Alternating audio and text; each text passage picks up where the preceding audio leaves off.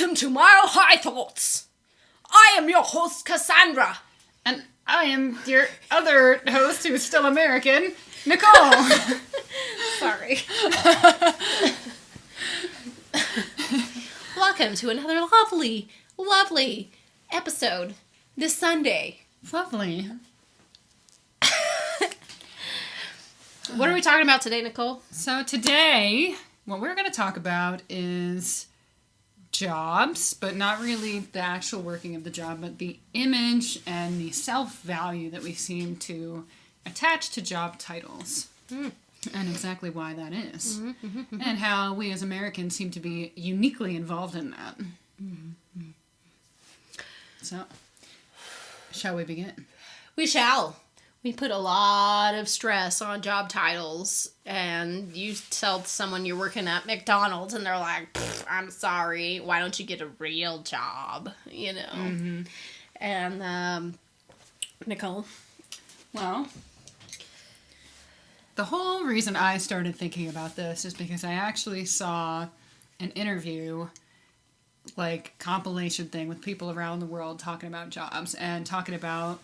Or no, they weren't talking about jobs. They were talking about what they think of Americans. They were talking to people from all different places in the world. Okay. And kind of what they think of when they think of Americans. And one of the things that kept coming up from all these different countries is, why are they so obsessed with the question, what do you do?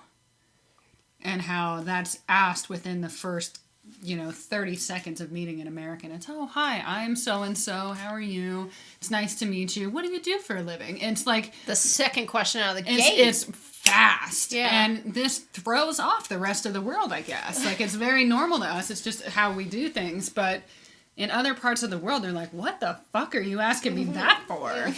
Rude? Yeah, well, and they can sense that there's, like...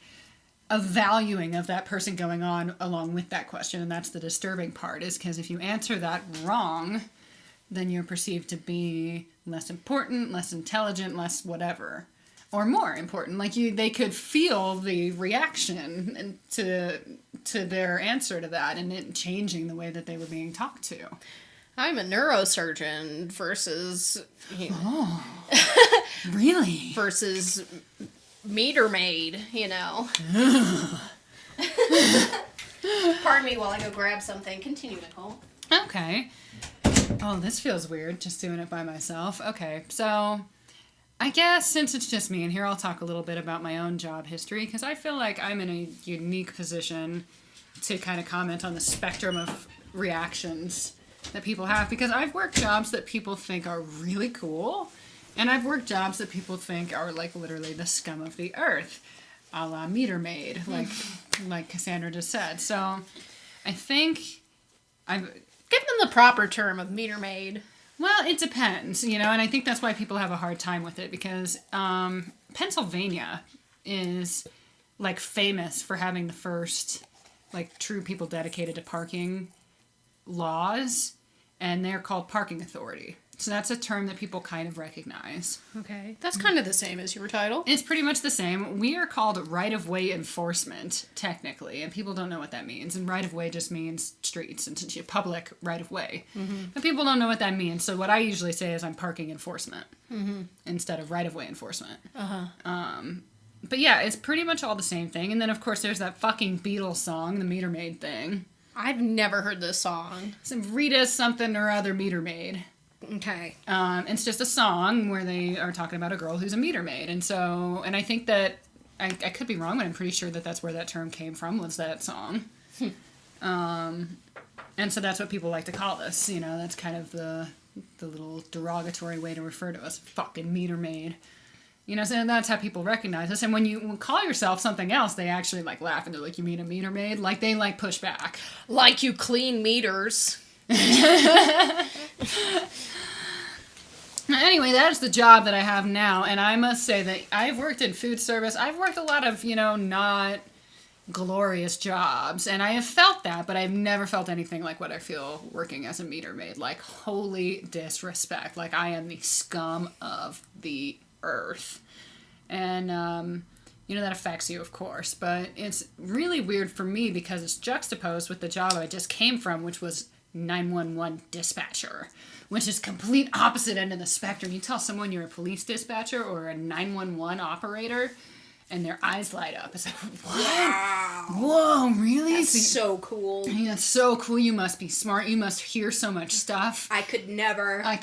You save lives. Oh my God. Like, it's just the complete opposite end of the spectrum. And they light up versus parking enforcement. You mean a fucking meter maid? Like, and it's just so different. And I've had a lot of jobs that have actually been good. I was a martial arts instructor. That's another one that people are like, whoa, cool. I'm an author. People are like, whoa, cool, you know? So I've had a lot of cool ones. So now to have that history and then go to meter maid, I'm like, whoa, like, this is weird. Like, I feel fundamentally different in how I'm perceived by the world. And so now I'm just very interested in that whole concept of how we regard each other as more or lesser based on just what you do. You know, I haven't changed. I'm no different. Yeah. It also leaves you to like, defend your decision. Mm-hmm. You know, you got to sit there and explain to everyone why you did it, this and that. Mm-hmm. I made an entire video showing my mom what I do, because I trim marijuana plants, and I made an entire video being like, she's like, you just sit there and smoke pot all day, you loser, you know? And I'm like, no, every plant is tagged and monitored. They know where all the weights are going. They know if any sort of weight just disappears, you know? We're gardeners, you know? And and I put it all out. I named all the celebrities who've come through. Boom! Tone change. She's like, all right, you taught me, you know, but it sucks that you have to be put in this position where, you know, they're like, explain it to me. Well, yeah. And validate yourself to me. Yeah, exactly. Validate yourself. And now get yourself to a point where I can respect you again. Like, I'm still going to judge you on your job title regardless, but you can try to convince me your job title's not as bad as I initially think it is. But I'm still going to decide based on what you do. Can you just be happy that I'm handling my shit and making money? Like, no. You've got a little ash. Let me help you. There you Thanks. go. But yeah, I think yours is interesting as well because you're in kind of a unique position where it's dependent on the person. Some people hear it and think it's cool. They're like, oh, sweet, you work with pot all day? That's true. And then you've also got people who are like, oh my God, you fucking pothead. You know, so you get both out of the same job. That's kind of unique. Right. I ain't no fucking pothead. Bitch. Oh man, we could do a whole one on that too, just on weed and the perceptions around people who smoke weed. And, yeah. Another time. It could just be a perception podcast. Yeah, that's true. But whatever. Let's continue. We'll just continue for now and we'll see where it goes.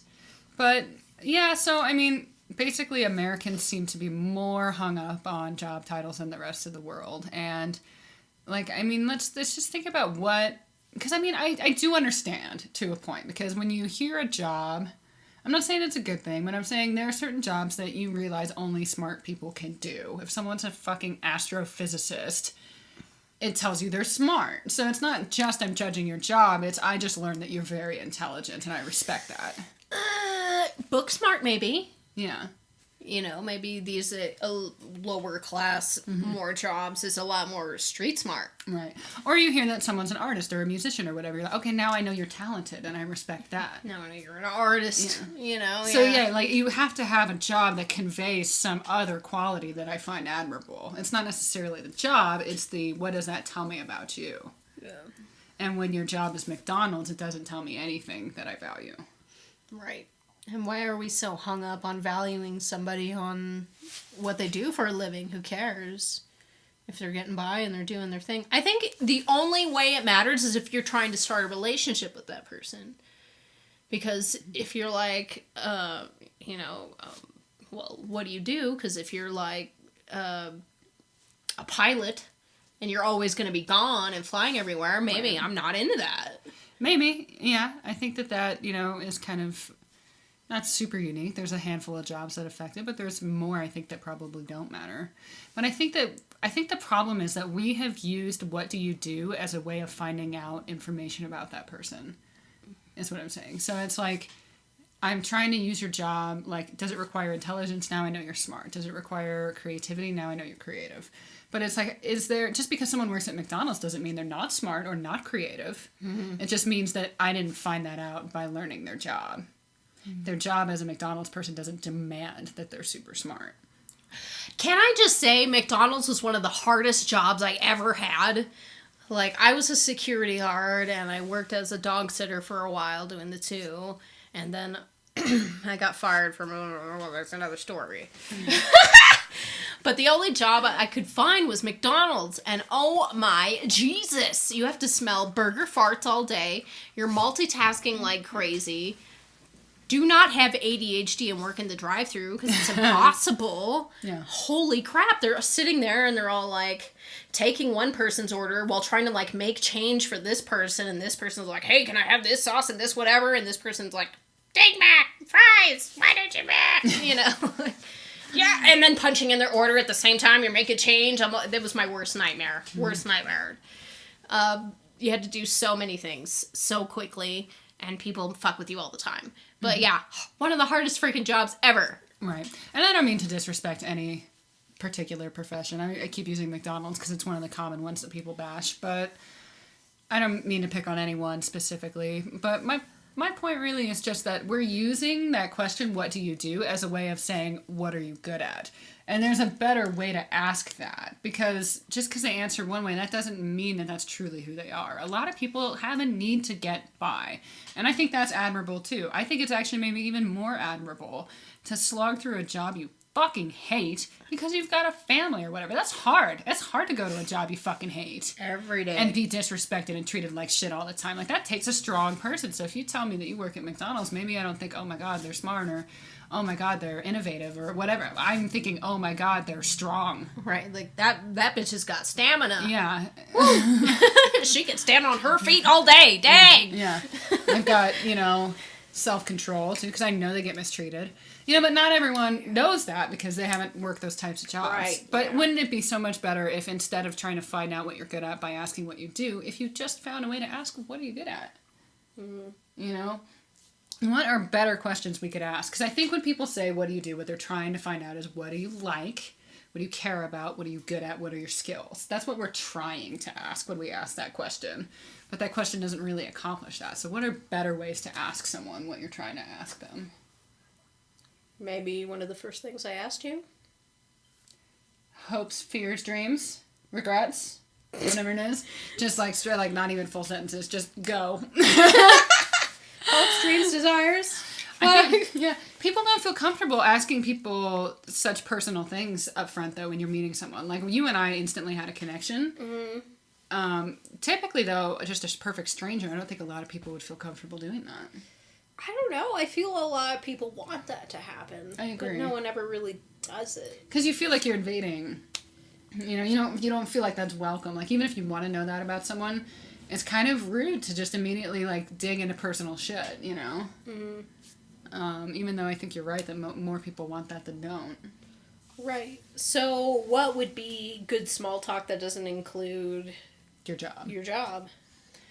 I mean, I think this is another cliche. What do you do for fun? People hate that question, but that's another attempt to say, what do you care about? What are you interested in? What are your skills? What are your hobbies? Mm-hmm.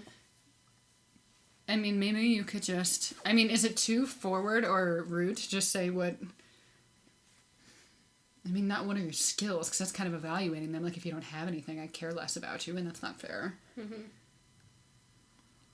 What do you care about? What are your passions? Mm-hmm. That's a good one. That can't really go wrong. What are your passions? Mm-hmm. I think that's the best I can do off the top of my head. Yeah, because that's what really matters to you. You can be working at a job you freaking hate. You're like, I don't want this thing. That's the only thing I could fucking find. Yeah. You can also ask someone, what do you want for yourself? What are your goals? Yeah, what are your goals in life? Mm-hmm. Okay, so what are your passions? What are your goals? I just feel like even with what are your goals, it turns into kind of almost an interrogative situation. Like, what are you doing? Like what are you doing with your life? Yeah, prove to me that you're a worthwhile person. Yeah. Yeah, and a lot of people kind of don't have goals nowadays. I'm kind of finding out. It's so hard to just exist that that's your goal. Boom! Boom! Should just drop the atom bomb from the sky. It is so hard just to exist that we don't even have room for passions. Yeah, we're like, fuck, my goal is to pay the electric bill. Like, which is why I work at McDonald's. Like, that, and that's it. And then when I'm not doing that, I'm fucking sleeping or crying.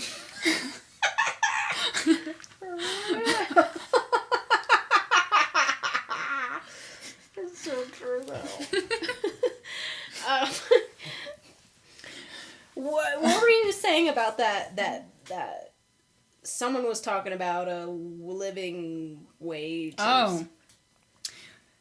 Universal basic income is the term I've heard. And basically the concept, if you haven't heard it, the whole thing came about, it started to be talked about because there's this big fear that all this innovation and technology and automation that's happening is going to take away so many jobs that unemployment's going to go through the roof and things are just going to go completely to shit. There's just not going to be enough jobs for how many people there are.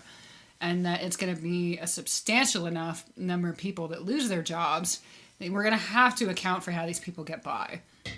And the way to do that is universal basic income, meaning that everybody gets a universal basic income. And it, like, I don't know what the number would be, but the concept would be that it's enough to feed you and shelter you. And just to, like, account for basics, you know, you have a roof and you can eat. You're going to survive. It's enough to keep you alive. And that's it. And then if you want to do better than that, as most people do, you're still going to have to work or do something, you know, like it's not designed to make you a baller without doing anything. It's just designed to keep you alive.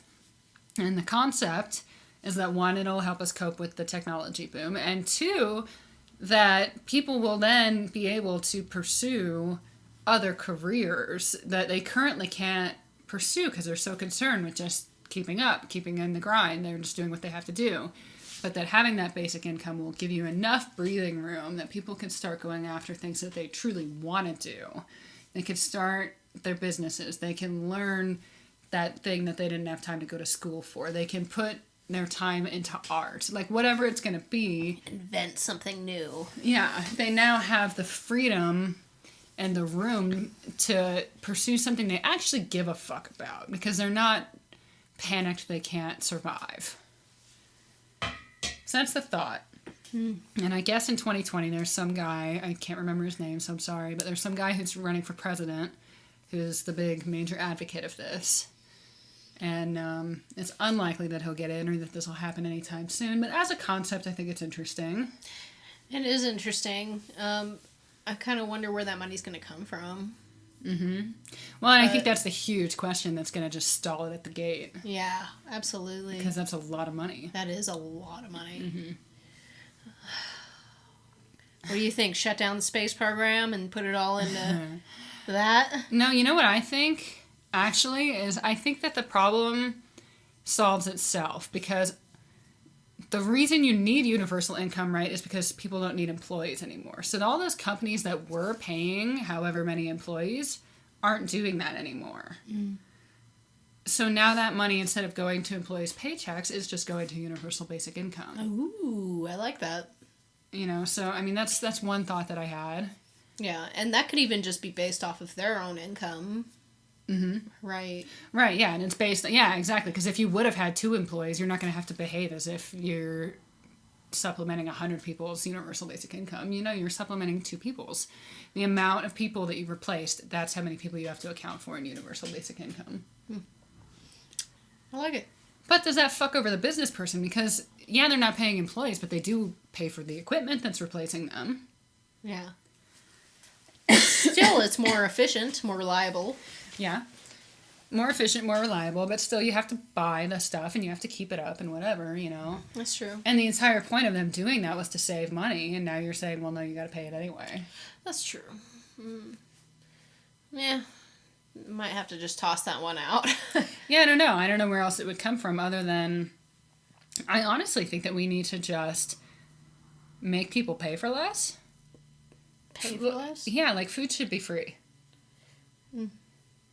You know, not like every food forever, like you're not eating at a fucking 5-star restaurant every night, but like... I think fresh produce should be free. Yeah. Exactly, like just survival shit. Right, yeah. And if you want cookies or whatever, it's kind of like WIC or welfare or whatever, you know, how you can only buy certain things. Yeah, like food stamps. Yeah. Yeah, exactly. So like certain basic food is free. We don't need to charge people for that. We have more than enough food. And here's the thing is that problem is so far from being fucking solved because we can't even agree to feed starving people. I think they just need to decriminalize farming. And I say this because there have been raids on farms. Yeah, go ahead and talk about that. I don't understand it. I don't get it. But I remember when I first started working in the marijuana industry, you know, somebody posted up a video. And it was a long video of their farm getting raided. Like tanks, like freaking assault rifles and stuff like that. And they're coming out in full like SWAT gear almost, you know? And it's like, I'm growing vegetables. Mm-hmm. Who cares? Did they think they were growing pot? I don't know.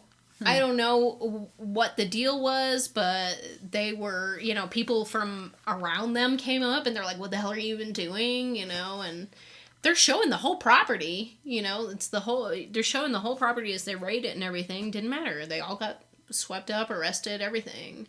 And it's kind of like the rainwater thing. You're not allowed to collect frickin' rainwater. Right, exactly. That's weird. And it's all profit oriented. So I think that you could do some things to control that and say like, look, no, you know, as an American or as any person in a free country, you know, or capitalist country, yes, you have the right to pursue wealth and growth and whatever, but there are certain things that are off limits, and food is one of them, because it's not fair to control people's survival. That's a right. Yeah, that is a right. So there's things that are not fair game, and fucking rainwater should absolutely be one. Right. And basic food should be one. Yeah, absolutely. And I just saw an article today about like what can we do because somebody in Canada, their son died because the romaine lettuce. Oh, that whole E. coli. E. coli thing. Let me tell you where this E. coli is coming from, okay? It is, basically the area is just literally a bunch of crap.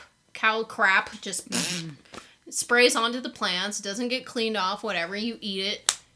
E. coli's and shit, and it's basically like the manure, instead of staying down and on the ground or whatever, it gets sprayed all over the fucking plants and shit like that. I've heard that too. And a lot of these kind of farms are almost swamp-like, and they're so massive they don't care. They're just like, oh, just spray it, get it all over with. You know, they're not managing it, and we just need to be allowed to have a lot of smaller farms. Right. How do those farms make money, though? Because if you say, okay, food's going to be free, what's the incentive for anyone to make that food if they're not getting paid? But they're getting it free because other people are paying for it. Who's paying for it? Exactly. Everybody just needs to go back and grow their own shit and take over your own shit, okay? You know, that's great in theory, but where is everyone growing this? No one has land. I know, and that's why there's too many fucking people. There's too many people. No one has any room to grow all their shit. You know, we do have plenty of room. What we need to do is expand people. That's true. We are all concentrated because there is so much land out there that is untouched. Mm-hmm. Because we're city dwellers, so we go with the sky rises and the dense population and everything. And meanwhile, there's huge amounts of countryside that's open.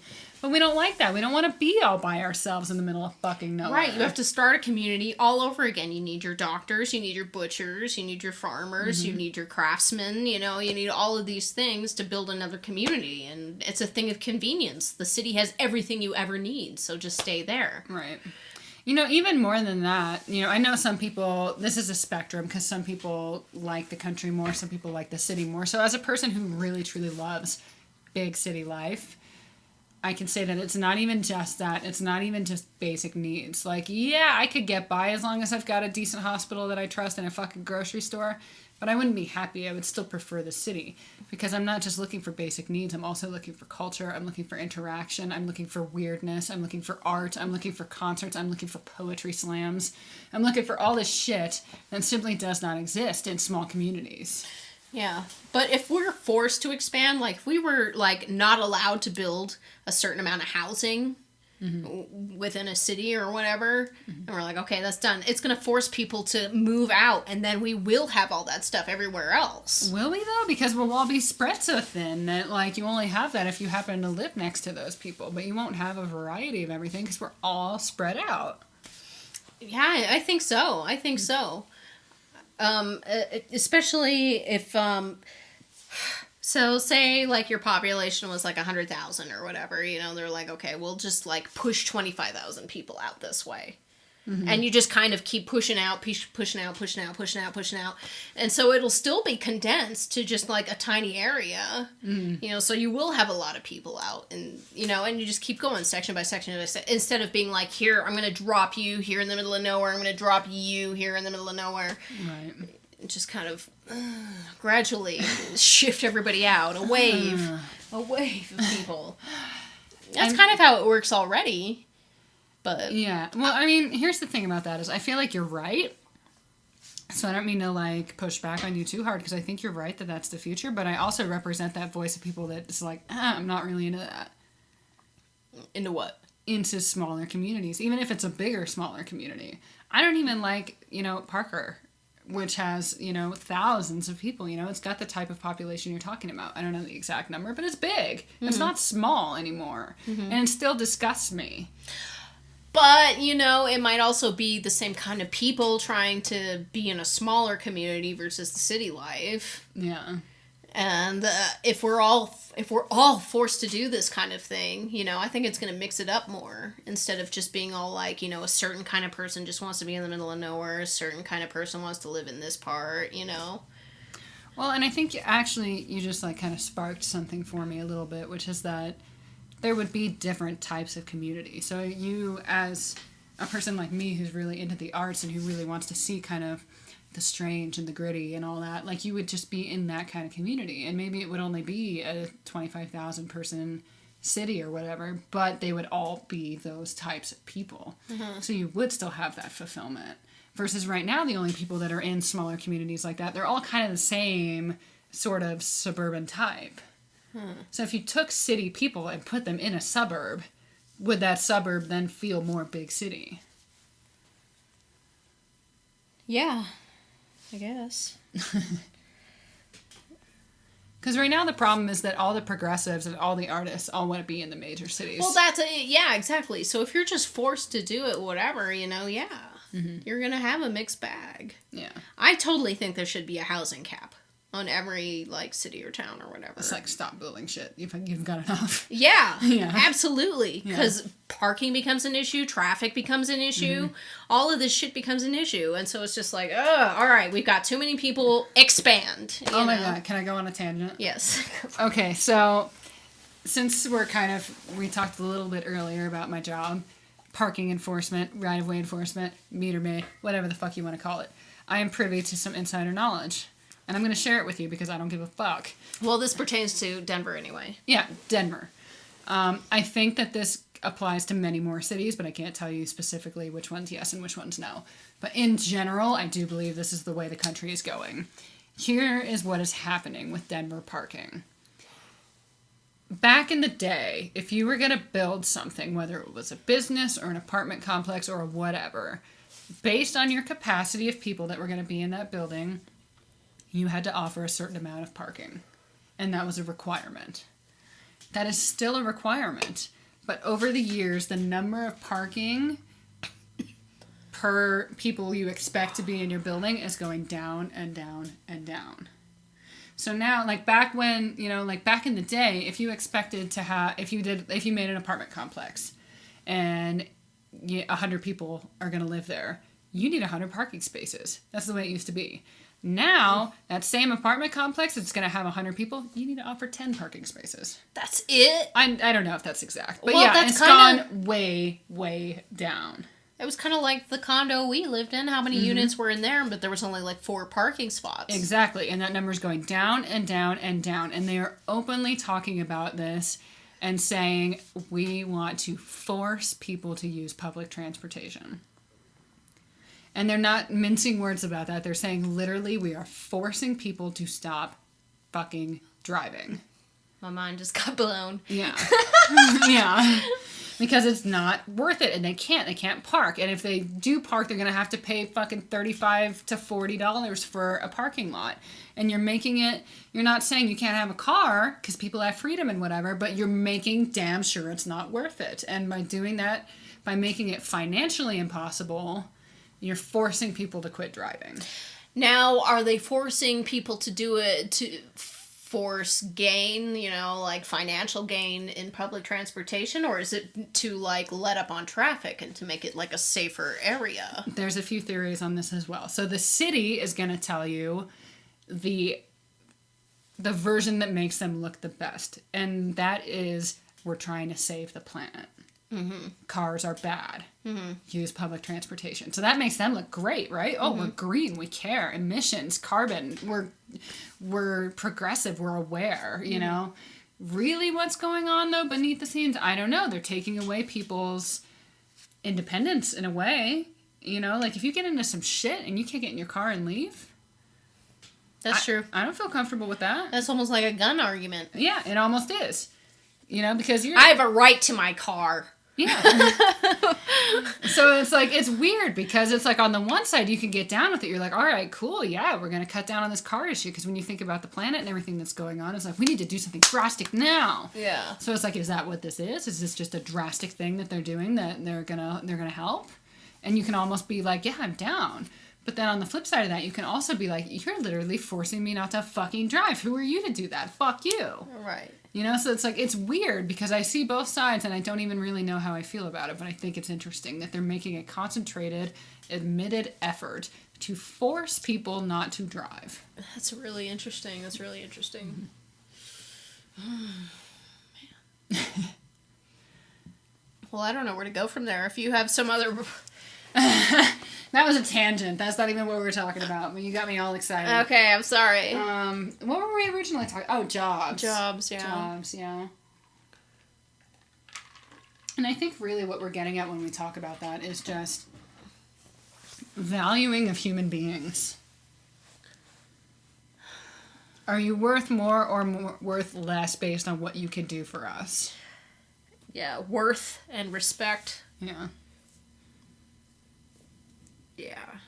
It's so weird to have someone you barely know be like, and you make money at that? Like... Yeah, that's rude! What the fuck? Well, and it's this weird thing, too, because it's like, machines can do more and more, so it's like, people who are just laborers are getting pushed out, because it's like, well, you don't really have anything other than a body that you can make move shit. Like, you are no better than anyone. Like, anyone could do that. And that's a really pessimistic fucking attitude about it. But here's the other side of that argument for me, which is that, okay, so fine. So all the labor jobs and all the jobs that can be done with machines are gone, and you better have a skill. But we're also in the time where fucking Instagram butt models are making millions of dollars. How is that a fucking skill? But that's what is rising. So labor is being cut out by machines, and what is coming out the other side is butt models. Is influencers. Literally people who are living the life you wish you lived. Yeah. That's all they do. That's all they do. Oh my God. And so how is that more valuable than the person who digs trenches? You know what I mean? Like, how is that more of a skill than that person? No, it's like a freaking baby hang in there poster, essentially. Why are they making more money? God. Oh. Man. So let's say that you have no skills. Okay. You're not good at anything. Mm-hmm. Does that make you less valuable of a person? Yes. We should care about you less. People will. It's not a matter of should they, or they just will. But let's go to should. Because really, that's at the heart of what do you do, is me deciding if I should care about you or not. I'll tell you when it does matter, is if everything did go to small communities. Mm-hmm. If the world did change and we started spreading out as small communities and they're like, we need to make sure we have this in our community. Mm-hmm. And you can't bring anything to it. So you're not allowed?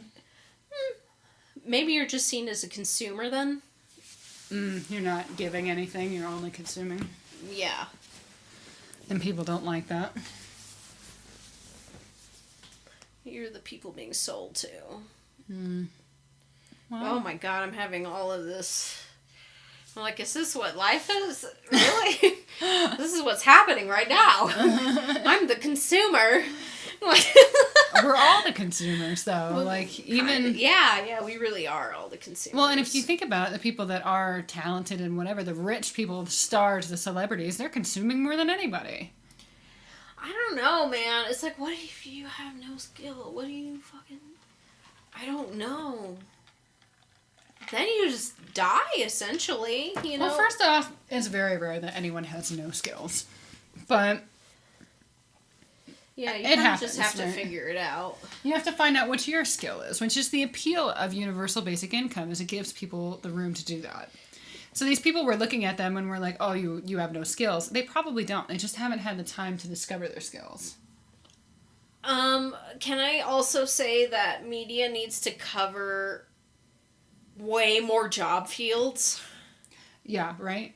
Because I had no idea that you could make a living playing with baby animals and doing cat cafes and just like a ton of stuff I didn't know you could do until I was like an adult and eventually saw it on TV or some documentary or whatever, and I'm like, you could do that? You know, you really can make a living out of everything or what you love. And I know this sounds dumb, but like, I had a passion for essentially making music videos. And it didn't take me until I was like in my early 20s to realize, make music videos. I'm like, I'm going to have to make movies, because you think film, right, you have to make movies. And film I'm like, means movies, yeah. Right. No, I can exclusively do music videos. Right. And I feel like you just kind of need to just throw more things in there. Mm-hmm. I think you're right, because I actually had the exact same experience. I was writing novels back to back, like, with dedication, for years before it occurred to me that I could be a writer. I'm serious. What? Like, I'm serious. Wow. Yes. I'm, like, in school writing a novel in the back of class being like, fuck, what am I going to do for a living? Like, literally, that was my life for years. Wow. You know, and then I was like, oh, wait, that is a profession. And that's a well-known one. Yeah. But it's, like, perceived as being so impossible. It's like saying you're going to be a musician, you know? It's like, well, you can't actually do that. Right, and that has shattered for me recently, you know, being a musician. Especially because, you know, I'm a videographer, and that's where it started. You know, going to all of these musicians' gigs, you know, I'm like, these are just random people. This person was good at guitar, this guy was good at drums. They were like, oh yeah, I kind of like the same kind of music, and they just kind of got together one day, and they're like, yeah, this sounds pretty good. And they just went and, like, bought out some time at a venue and played there. That's it. They bought time at a venue and played there. That's all you have to do. Yeah. I could do that right now if I want to. You could do that right now. You know what I think, too, is that we really need to broaden our definition of success. Because right now, I feel like the reason we all think that we'll never make it as musicians or authors or, you know, anything artistic, you know, is because success is defined as fucking Lady Gaga. And yes, there's only a fucking handful of them. Tons of money, tons of fans. Yeah, but you can get by way short of that. You know, so if you want to be a musician, you know, are you gonna fucking be mega stars? Yeah, okay, admittedly, the odds are against that. But could you get by? Probably. You know, especially if you're, like, passionate enough about it that you're cool with living with roommates and traveling and doing what it takes and living that life. Like, actually going for it and doing it. Committing and really going after it. And yes, maybe you'll be, you know, kind of poor for a while, you know, and you'll have to weigh if you love it enough to accept that or not. But if you do, that's a legitimate path. And I think that we just don't even think that that's a legitimate path because we're like, well, no, it's only legitimate if you could be successful. And you're only successful if you're rich. Right. I don't know, man. I think success is just making your goal. Right. And we just keep making more and more goals for ourselves. Mm-hmm.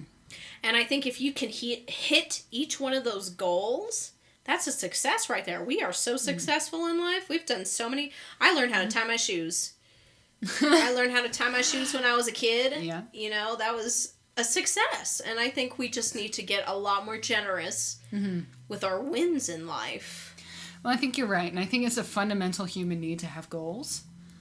But I think the part that we fuck up is the second that we have a success, we make a new goal.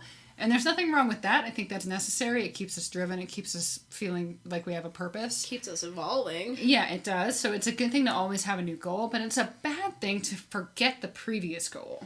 Yeah, that you made it. All your previous successes. You did something. Because I've had this as an author. Because really my big goal, my overall goal, I mean, I guess the biggest goal was to be, you know, Lady Gaga famous. Like the big superstar thing. But short of that, my most important goal was to be able to make it as a writer, to live on my income as a writer, to have that be my primary job. That is how I've always defined success. And it's important to know how you define success, because it might be different for you. But for me, that's what it was. I want to pay the bills with writing. And that's great to have the big goal, and then you condense it down to a bunch of smaller goals. So it was finish a book, get a publishing contract, get a big publisher, get an agent, get, you know, awards, get such and such in sales. There's a bunch of different little steps in there. And while it's good to have the overarching goal and it's good to have a bunch of little goals and it's good to change your goals once you achieve other goals, we can't forget what we actually have done, because I'm still sitting here being like, oh my God, I'm fucking 29 and I can't pay my bills with writing. I'm a failure. Wait. Okay, like, so you're not to your complete goal yet, but wait. In between fucking where you started and this I'm a failure feeling now, what did you do? You wrote 7 books. Jesus. You got 4 of them published. You won a handful of awards. You went on, like, fucking tours. You did podcasts. You did interviews. You were in magazines. Like, you got such and such reviews. You made money. Like, maybe you didn't live on it yet, but you made fucking money. You know, like, that first time you get paid for your art. Yeah, you got, like, 100 followers. Yeah, you got 100 followers. Whatever it may be. Yeah, like, there were, like, dozens of successes in there. Absolutely. And yet all we see is, I'm not paying the bills with it yet, therefore I failed. Right. Yeah, and like my goal with video, totally different. You know? I love it when the people just love it, you know? That's basically it. I want them to be happy with the product and to feel like fucking rock stars and to be all like, look at my band kicking ass, you know? Really, they're just like, and then I come up with my camera and I'm like, and they look like they're, you know? So it's great. It's great to just lift their spirits, make them be seen, you know? I love that. And the end product is always my goal, you know, like their happiness in being seen and seeing the completion of the project is usually my goal. I'm just like, God, yeah, that's the sweet spot for me. See, and it's different, and it's beautiful that it's different. It's okay that it's different. And that's why goal setting is so emphasized and important, is because you need to know what you want out of it. Right. And you know what? I think that's why we're a good match, is because you think about, like, the literal money, can this carry us through aspect. And I'm thinking of it more of like on a spiritually positive, influential thing, you know? And I'm like, I want to make sure we're doing good work here, you know? Right. Lifting other people up with us. Well, see, and that to me makes me just feel like dirt. Because I'm like, yours is so much better. Well, don't, because we're a team. Right. So we're going to get both done, you know, you're going to make sure we're cared for, and I'm going to make sure they're cared for, you know, so. Yeah, I mean, it's just, to me, I guess I always equated, and this is very much a victim of a capitalist society type of way of thinking, but I've always thought that, hey, you know you're a good artist when you're being paid for it. And you're being paid for it in a way that you can actually get by. Right. That means you're good. That means you've made it. That means you are adding value to people's lives. They'll pay you for it. And very capitalist, but that's kind of the world I grew up in. And so I've always used that as a gauge of, you know, like, this publisher just wants to contract me with no money. This publisher wants to give me a $500 advance. I really want to be in a world where I get, you know, a 6-figure advance, you know, like, and I'm thinking of it and I'm equating my talent with numbers, which is a really, like, damaging way to think, but it's also practical. Yeah, it is practical. And it's like, it's all about what do you want out of life, because it's like, for me, it's been such an important thing for me to live as an artist. Like, I don't want to go to a job I hate, and that's been a central thing in my life, is how do I get out of that? How do I get rid of the need to do a job I don't want to do? The only thing that sucks is doing a job that you don't want to do equates to people being like, eh, yeah, boo, status. Yeah. You're invaluable. Wait, invaluable's a good thing. You mean not valuable? Invaluable? Yeah. Really? Yeah. So, invaluable is like, oh, there's no putting a number on how valuable you are. Okay. So, Yeah. what would you say? You're correct. not valuable, I guess. Unvaluable? I don't think that's a word. Maybe it is. I don't know. Sorry, side tone. Continuing. Anyway. No, I mean, it's all a balance, and admittedly, my view is a little bit more selfish. Mine is about how do I get by and how do I live the way I want to live. And But you're going to is... live. Yeah. That's the thing, is that my ass would stay homeless, and, you know, I'd be like, yeah, I'm happy doing this, whatever. You know, you make sure you have a roof over your head, that you're taken care of, that your future is planned out, you're going to have a retirement fund. Meanwhile, I'm like, how do you do that? I guess I'll never know. You know? And it's so funny because even as you talk and even as you make good points, I'm like still in this world where I'm like, why have we romanticized it so much to be the starving artist? Because why have we romanticized either? I think there's value in both. Mm-hmm. Yeah, I mean, I think it's so much more romanticized to be the way you are, because I'm like hearing you talk and I'm like, oh my god, that's what it means to be an artist. You're not an artist. You're a fucking capitalist. You're an artist that has different goals, you know? You're like, I want to make sure I'm taken care of, and, you know, you have, like, the basic life thing down, like, you know, you're making sure your structure's solid. Whereas a lot of people nowadays don't think about that. They're thinking about temporary happiness. Mm-hmm. You know, you actually just sparked a side note. We'll go down another tangent now. We're getting kind of lost, but let's just roll with it. I saw this thing that was talking about how we've got, like, this idea that good art comes from suffering. That good art comes from suffering? Yes, like, the more you suffer, oh, yeah. the better your art is. Uh-huh. And there's even, like, this thing that's, like, the tragic clown or whatever, which is the artist that makes money off of exploiting their own suffering, their own misfortunes. And the worse your life is, the better you can be, because people love to hear that. And how it's just kind of damaging and whatever, but, like, I don't know, I think it's true that we value hearing dark stories, because we don't hear them every day, so we're like, what? Tell me more, that's so heavy. Especially as a kid. Yeah. Because everything is just like, hey, P's and Q's and polite and whatever, and then you're like, what? Villains? Well, and because of that, you think that these things that you're feeling, because you feel a full spectrum as a child, but you're only exposed to the happy, like, super sanitized version of life. Right. But as you're getting older, you're feeling there are other things. Yeah, you're like, man, I feel dark inside, you know? Everyone is kind of trying to go in denial, or if they've already balanced their life out, and you haven't figured that out yet. So you're feeling all this dark stuff, and then you start, like, wanting to see dark stuff. You're like, oh, that exists? Someone outside of me has dark stuff happening to them? Exactly. You don't know it's a thing. And I think it comes from initially in a good place. You want to shelter children as long as you can. You want to keep their world happy as long as you can.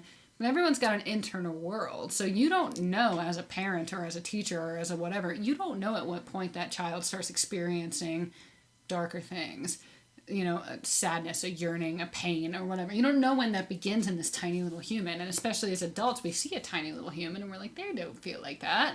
We don't realize... they're certainly not going to remember it. Yeah, you don't realize how soon the human condition becomes what it is. Mm-hmm. Which is this mixed bag of happiness and sadness and tragedy and all that stuff, you know? Mm-hmm. You don't realize how quickly that happens. So you think you're protecting this little itty-bitty person from everything that's dark in the world, but really what you're doing is making them feel isolated. Like what they're feeling is weird.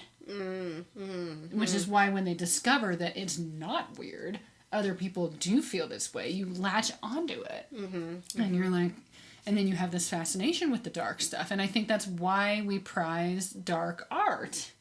It's because we see it, and that's usually the first place we see it. Do you think that we should have, like, an adolescent just dark thing? Yeah. Maybe with just media-wise or whatever. Yeah. Just stuff that they can cling on to, but then also kind of give a message like, hey, you know, stuff's gonna turn out okay. And... Right. Yeah, I do. I think that we need to make it, like, less puppies and flowers. And I do understand how that came from, like, a good place. You're like, not the children. Yeah, you want to you want to protect childhood innocence. Yeah. But we've lost touch with how quickly that's not reality. Because it's not that you're exposed to some tragedy or some trauma and now this darkness is in you. Darkness is part of humanity. I think we're more traumatized by learning it ourselves. Mm-hmm.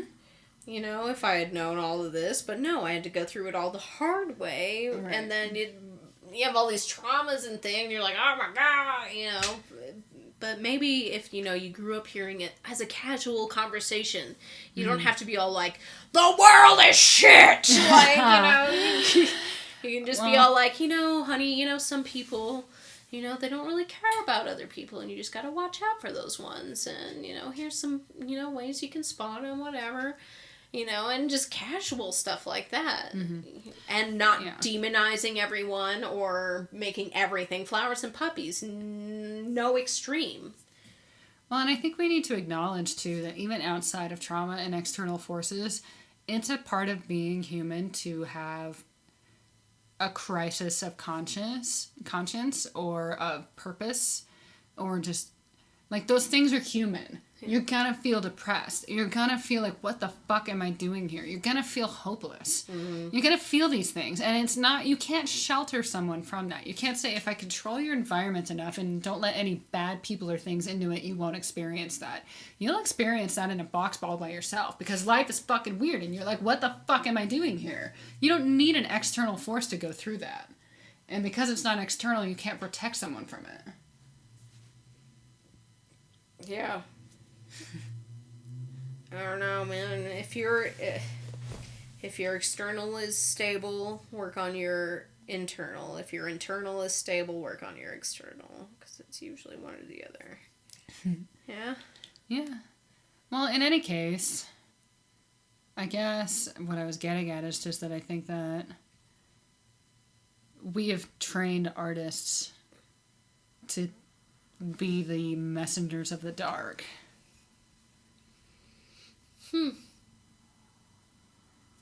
Well, yeah, because artists are all emotional and everyone else is like numbers and facts. Everyone's emotional, though. Everyone is emotional. I'm just saying job-wise, you know. Right, yeah, that's why they've got that reputation, though, as being like the starving, dark, tortured artist, is because that's the thing that they offer to the world that the rest of the world doesn't know how to do. Yeah, we explore the emotions versus services or whatever. Yeah. We're like, hey, what we offer is a safe place for you to come and feel fucked up. We're safe here. Even so, though, and here's the other tangent of how I brought this whole thing up, is that I think that messaging that, hey, this is what your job is as an artist, it's like made us feel obligated to be tortured and in bad circumstances when really I'm not sure I anymore believe that good art comes from suffering. I think it can. But I think that someone who's truly in a bad spot, someone who's homeless or who can't eat, you know, like an actual starving artist, I don't think they're putting out their best art. If they're putting out any art. Someone who's truly in crisis is not making art. I don't know. You know, or maybe they are. Some people are diehard, make art no matter fucking what. But I know, like, I know a lot of drug addicts who made amazing art. Well, not I know, but, you know, famous people that were drug addicts who made. But yeah. It can happen. I just don't think it's your job as an artist to be fucked up. But at the same time, I don't think all of the media should be flowers and whatever, which apparently books are. Books are uniquely interested in being happy, which is weird because films do great when they go dark. Right. Music does great when it goes dark. Yes. You know, lots of things do well when they go dark. Romance book? No! Not having it. We are here to fantasize. Don't fuck it up. It's so weird. You know what, though? That's romance, and that's a very specific thing. People come to that genre for a reason, and it is for the happy ending. Even just regular books. You tried to shop outside of LGBT and shop your other dark stories, and it's going nowhere. Yeah, I mean, that's true. And there are certain things that you're not supposed to talk about, and I go out of my way to find those things and to talk about them. Right, and it's like the only freaking... I don't know any writers outside of, like, Chuck P., you know, that are putting out dark stuff, and it's like, how do you... It's like all short stories if it goes there. Yeah, I mean, it's interesting, because when I discovered the short story community, because I used to just always be concerned with being a novelist, and when I discovered short stories, I noticed the tone difference. It was pretty shocking, because I was like, oh, that sounds like me. Because when I'm in novel land, I'm like, nothing sounds like me. But when I read short stories, I'm like, oh, it all sounds like me. Not nearly as unique as I thought. I'm just writing the wrong thing. And then I'm like, oh, but wait, I like novels, though. Like, can't I be me? And I think that anything, if it's good enough, can make it. That's the argument, right? Like, you know, there are rules, but if it's good enough, we'll break them. And... Not quite so in the writing world. I still think it is. I mean, it's hard for me to think that because that means that I'm not good enough. But, No, you are definitely good enough. It's just a lot of the reviewers, you know, are like, conflict. I wanted to beat off and rub one out. I didn't want conflict. You know, it's strange, though. It is a strange contradiction because if you take any writing class, they're going to stress the importance of conflict. Yeah. You know, but... The story doesn't... There is no story without conflict. Exactly. What are we talking about? Nothing. Yeah. Like, bored, you know, falling asleep without conflict. There has to... And it could be all different types, but there needs to be some type of conflict, whether it's internal or external or physical or, you know, interrelational, whatever it's going to be, there needs to be conflict. You know, so for that to be such an essential component of writing and then have reviewers complain about it is... Like, okay, so... There's no way you can actually have a book without conflict. So really, you're coming from a place where you don't understand writing and complaining. So you saying you don't like conflict doesn't really mean you don't like conflict. Because of course you do, or you wouldn't like reading. They want you don't like this conflict. Yeah, they don't like. They want very light conflict. Right. You know, it's like, oh, I can't be with you because I got a plane to catch and. You know what I've learned, though, about readers, I think, through reading a lot of reviews? Because it's really hard to do this, reading your own reviews, because you're so biased. Uh-huh. You learn a lot more from reading reviews of other books that you've read. So you read a book, and then you read the reviews. Okay. That's not your own book, because you can't be objective that way. Okay. So you read someone else's book, you sit there, you think about it, you decide what your opinion is. Even if you don't write a review, you just write a review in your head, what would mine sound like? And then you go and you read other people's reviews. And you see, okay, do I still think this reviewer who was awful to me, do I still think they don't know what the fuck they're talking about? Or do I agree with them? Because if I agree with them, then maybe they have a point about mine too. That's true. You have to have an objective outlook about your own stuff too. Right. And you can't do that initially because you read their review and you're like, well, that's fucked up because of this, this, and that, you know? So it's like you have to gain that outside perspective of do I try... Because some reviewers truly are bullshit. But you need to come up with, is this reviewer a crap reviewer? Or am I just unable to hear their feedback because it's too personal? And you do that by reading their reviews of other books. So you read a different book, you come up with what you think about it, and then you read theirs. And if theirs rings true, if they make some insightful points, maybe they have some points about yours as well. If you read it and you're like, yeah, no, they suck, then fine, they suck. Mm-hmm. You know, move on to the next one. Mm-hmm. But, you know... But their perspectives might be different than yours, too. True, and never take a review as I suck as a writer. You know, it might be that that's a bad match. That's another thing I learned, is to read what they like to read. What did they like? You know, what did they give 5 stars to? You know, and then you know that's what they're looking for. And if that's just fundamentally not what you do, then fine. They just shouldn't have read your book in the first place. That's not their kind of book. Right. They like fantasy, but then you wrote some crime book. And and it's like, okay, well, you just don't like crime. That's got nothing to do with me as a writer. That's got to do with this isn't your type of book. Right. If they like a bunch of books that are like yours and they didn't like your book, then maybe they have some points. Or, you know, maybe they still don't, but probably they do.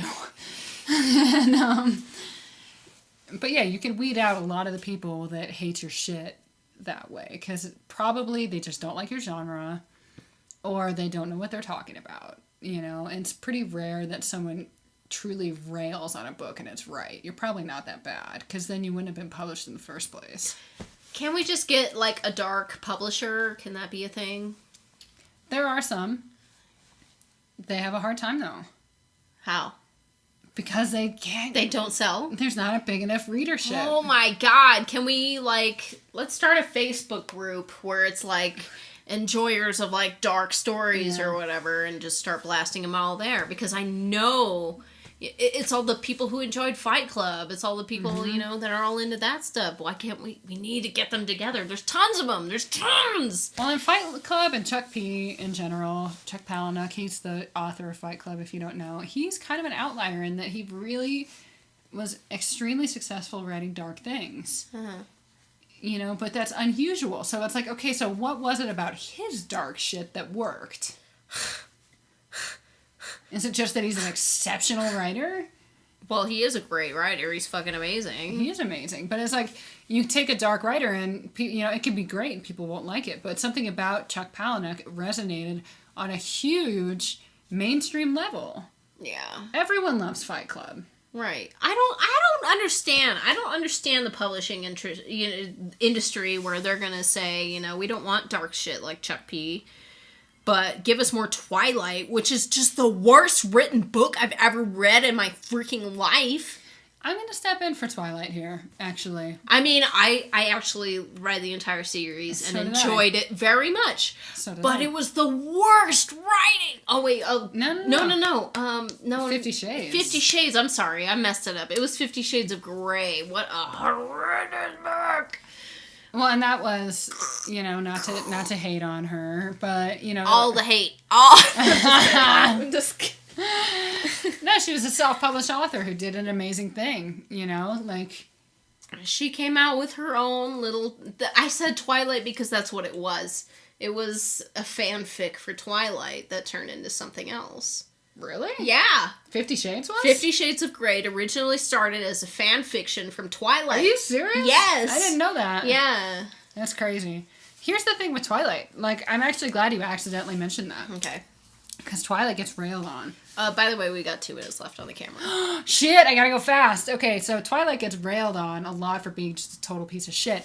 I enjoyed those books. Those were great. You've read the books were awful. Yeah. Or the movies were awful. The movies books were awful. Great. But here's the thing. Watching the movie exposed the bad messaging that you could then later see in the book. Oh, yeah. Okay. You know what I mean? Okay, like, yeah. You read it and you didn't pick up on that, but you watched it and you were like, what the fuck? Yeah, that's And then you're true. like, well, hold on, that was in the book. Why didn't I get that? Yeah, that's true. And that's goes back to also, there are very different skills between being like an amazing literary author who's going to get like the Pulitzer and shit, and being a page turner. Those are different skills. Twilight was a page turner. Yeah. I guess that's all I got since we're gonna run out of time. I know, right? Okay, we're out. Mile High Thoughts. Well, thank you so much for joining us for another rambly, tangent-esque podcast. We'll try to stay on topic more than the average Joe, but hey, thanks for joining us with Mile High Podcast. The Mile High Thoughts. I'm sorry. The alcohol and the weed is getting to me. I'm Cassandra. I'm Nicole, and this was Mile High Thoughts.